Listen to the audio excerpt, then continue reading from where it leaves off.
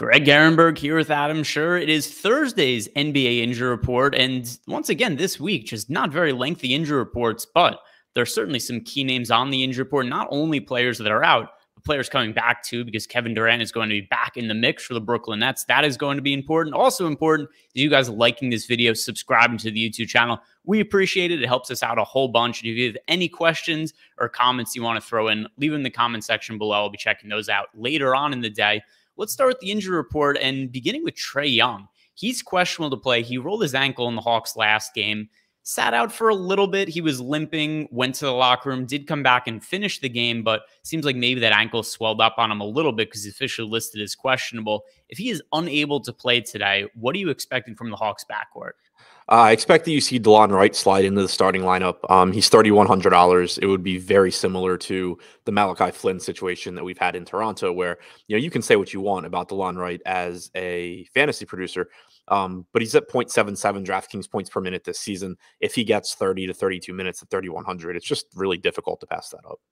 Yep, he would be one of the top value plays on the slate. And he hasn't had the most success when he's been a starting point guard, but that's been relative to some more exorbitant salaries, the mid 5K range, low 5K range, where he's at on FanDuel and DraftKings. It would be tough to avoid him if Trae Young is ruled out.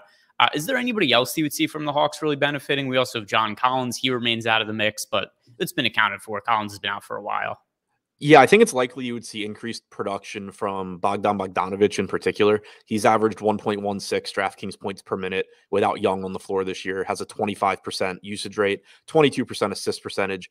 Similarly, you see some increased production from Kevin Huerter, who has a 22.8% usage rate and a 22% assist percentage without Young. So those are the two I think pick it up the most. Obviously, there'd be usage available for guys like Gallinari, maybe a little bit more for DeAndre Hunter, but it's been Kevin Huerter and Bogdanovic that we've seen take a bigger role in terms of playmaking and shot volume.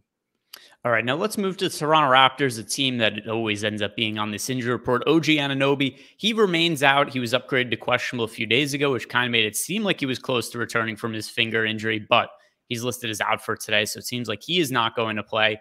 We also have Thad Young listed as questionable. And while Thad Young maybe hasn't had the minutes upside that you and I thought there was potential for him to have, he's still playing lowish 20s minutes. So if he's out, that does seem like it would be a pretty big void to fill. So without Anunoby, and if Thad Young also isn't out, what can we look at from the Toronto Raptors from a value perspective?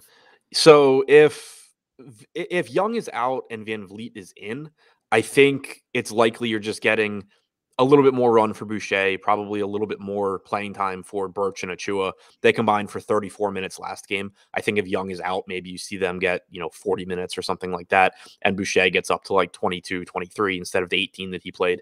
If Van Vliet is also out along with Anunoby and potentially Young, then clearly Malachi Flynn is a strong value again. He's up to 4,200 on DraftKings. Still would be pretty difficult to pass that up given the playing time that we've seen with Van Vliet out. And then I expect it to kind of be what I was just saying, where Birch and Achua probably combine for a little bit more playing time. Boucher probably plays a few more minutes as well if Young is out. And some conflicting information here on Fred Van Vliet, because earlier in the day, the team announced that he was going to play, but we just got an updated injury report as we were starting the show. It came out like 30 seconds ago. And Van Vliet is now listed as questionable. I'm not sure if that's a bookkeeping error, if he's actually been a setback with his status, but he was questionable at 12:30 as well, for whatever that's worth. So it's possible they just didn't update the injury report. Yeah, so we'll see what happens. Something to keep an eye on. Check out Live Before Lock and the Deeper Dive later in the day when hopefully we have a better idea of what happens to Fred Van Vliet. But with that said, we just saw a couple days ago where Nick Nurse said Fred Van Vliet unlikely to play. Then the starting lineup comes out and he's in there. So who knows? Nick Nurse doesn't seem to know, and he should know better than us, but maybe not the case. The NBA Injury Report is sponsored by Yahoo Daily Fantasy Sports. If you guys have not signed up for Yahoo, you could do so using the link in the description box below. Head on over to Yahoo, make a deposit, enter a contest, get yourself one free month of Awesemo Plus Platinum. All right, moving on with the rest of the injuries here. Next one, this one is going to be pretty big because Jaylen Brown is out for the Boston Celtics. And Adam, I was running a crunch of some lineups on FanDuel and DraftKings a little bit before we started uploading some of my dummy lineups. And I noticed just unfiltered, just running my projections as is, I was getting to a lot of Boston Celtics today. Seems like a really strong team to target without Jaylen Brown. Do you agree with that? And who are the guys you're going to be prioritizing the most?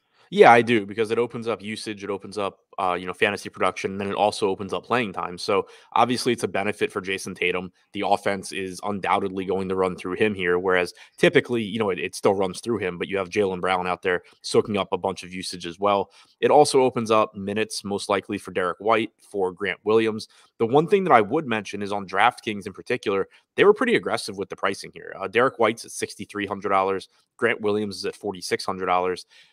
Not quite as cheap as I was expecting them to be based on their, normal role on this team. So they have, I think, seen at least somewhat of a Jaylen Brown bump, whereas Tatum is more or less in the same price range he normally is. So it makes him look like a little bit more of a value than those guys. We have some breaking news. I don't know if you just saw this come across, but the Miami Heat, they have just updated their injury report. Jimmy Butler, his left toe irritated. So this is grave consequences. Jimmy Butler's toe has an owie on it. He might not play now. In addition, PJ Tucker questionable, Max Strus questionable, Caleb Martin questionable. And of course, we already know Kyle Lowry, he remains out due to personal issues. So Adam, I know I'm kind of putting you on the spot here because this came out as we were doing this show. But if there is no Jimmy Butler, what are we looking at here for Miami? Because there's a lot of playing time, a lot of usage with Lowry also out. Yeah, I mean, we're just looking at a lot of good plays from Miami because with we already know the impact of Lowry being out. More playing time for Hero, more playing time for Vincent, higher assist percentage for Butler. If you take Butler out, then you're still getting that increased playing time for guys like Vincent and Hero, but now you're also getting increased usage and playmaking opportunities for them. When you're taking away Butler's 30+% assist percentage, some of that's going to Hero, some of it's going to Vincent, some of it's going to Adebayo. Usage should go to Bam Adebayo as well, so he would start to look even better. And then, the Max Strus, Caleb Martin, PJ Tucker pieces, it's kind of just like whichever of them are in. If some of them are out, then whichever ones are in are likely to play a lot of minutes, and they're all cheap. You also potentially get Duncan Robinson in a situation where he has to play more minutes. We've seen, his playing time really take a hit this year as he just hasn't played particularly well. But if you're missing multiple pieces of Butler, Martin, Tucker, Strus, I assume Duncan Robinson still is able to play ahead of Hayward Highsmith and Kyle Guy and guys like that, regardless of kind of how poor his performance has been relative to expectations. So potential, not necessarily even uptick in usage for him, but just more solidified minutes. Thoughts and prayers for Jimmy Butler. That toe irritation is nothing to be trifled with. It's very, very serious ailment. And on the other side of it, than when Jimmy Butler hits the injury report. Oh, there's nothing that makes, and it's never a significant injury. It's never like, oh, look, he's got like a broken wrist or pulled the muscle. It's always like, no. He's like, he's a little sore. His toe hurts. It's always things along those lines. And there's also news on the other side of the game. Also, Kevin Durant finally making his return to the Nets. There's been a whole bunch of players going in and out of the Nets lineup. And for that reason, they've basically sucked over the last couple of months. They've been one of the worst teams in the NBA. That is likely not going to be the case going forward because we have Kevin Durant playing for the first time in about 2 months tonight. What do you expect from Durant after a really long layoff? And how is that going to impact the other players on Brooklyn? Yeah, I'm interested to see if we get any word on how many minutes he's likely to play, because on the one hand, like you said, he hasn't played in a while, and I would expect them to be somewhat cautious with him coming back. But on the other hand, Brooklyn needs to win games, and so I don't expect them to be like unnecessarily cautious and just be limiting Durant for the sake of it. It's not like they are in a position to really just give up games. So I expect Durant to be very productive for whatever minutes he's on the floor. He's averaged 1.6 DraftKings points per minute without Harden or Irving on the floor this season. If we get something like a 30-minute limit, it's still going to be very difficult to pay $10,800 for him. If we get something like no minutes limit, we'll see how he feels. And, they leave the door open to him getting 36 or 37 minutes. Then he starts to become pretty interesting. Yep. Something else, once again, we're going to need a little bit more information on as we get on through the day, any kind of report. My assumption is that there's a light minutes restriction on Kevin Durant, but who knows? He's said himself that he likes to play. He's been out for a long time. Maybe he's 100% been practicing. I'm sure we'll get some kind of update from Steve Nash or something from the coaching staff about his minutes allocation, what's expected from him. It's also the perfect kind of spot to pay attention to ownership. Like in the event that we don't really get any sort of clear-cut answer, and it's kind of just like, we're playing it by ear. If Kevin Durant's getting a bunch of ownership, then it's pretty easy to just say like, okay, well, hopefully he doesn't play 36 minutes. But if it's just like everybody assumes he's going to play 30, but we haven't gotten any actual confirmation there, getting a 3% Kevin Durant when nobody has any idea how many minutes he's going to play does have some merit in tournaments. Yeah, and as of right now, he is projected for no ownership, and we'll see what it looks like later in the day. Check out the deeper dive. Check out the live before lock.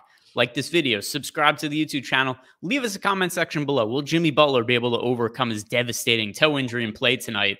Nobody knows. Let me know in the comment section below, and we'll see who's right. Good luck tonight.